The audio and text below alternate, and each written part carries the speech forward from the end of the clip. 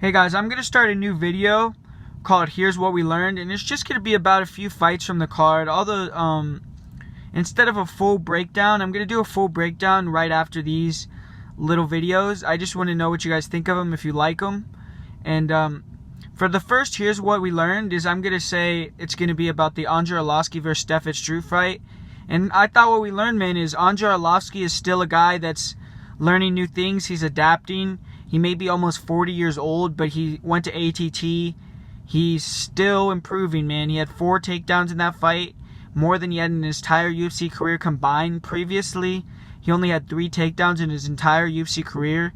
To have 4 in one fight, it just shows that he's much more game plan oriented. He's more putting more facets into his game. Like I said in his last fight, I thought he looked really good against Albini when he was using that right hand. He was starting to put more combinations together, going to the body instead of being so left hand happy and so much going for the kill. So I really enjoyed seeing the next evolution of Andrei Arlovski, which was exploiting a weakness in a fighter, where he saw that Struve had no defense for his body lock. Struve is just one of the most disappointing guys in UFC history, man.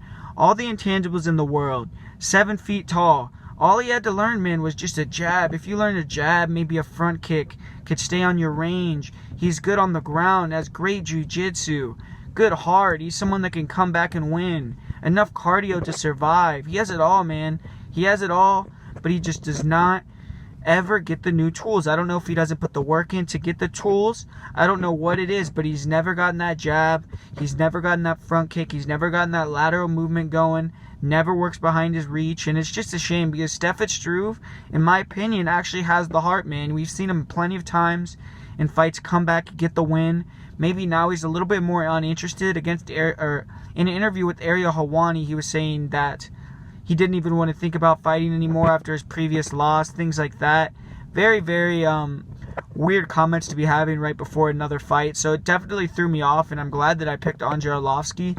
And Arlovski is someone that I think what we learned in this fight really is that Arlovski maybe is moving towards that Roy Nelson role, where he's the new Roy Nelson in the UFC. If you remember back in the day, Roy Nelson would take out all the guys that are borderline top 15 to the top 10. If you get to the top 10 and up, he gets murked. He would lose. He would lose to Frank Mir. He lost to Fabricio Verdum. He lost to Mark Hunt. You know, the list goes on. But he was able to beat the guys. He was able to beat the Struves. He was able to beat the Czech Congos, the Matt Mitrions, the Brendan Schaubs, the people that were either prospects looking to get into that top 10, break in to be contenders. And maybe that's what Andrei is, man. I do not want to see Andrei.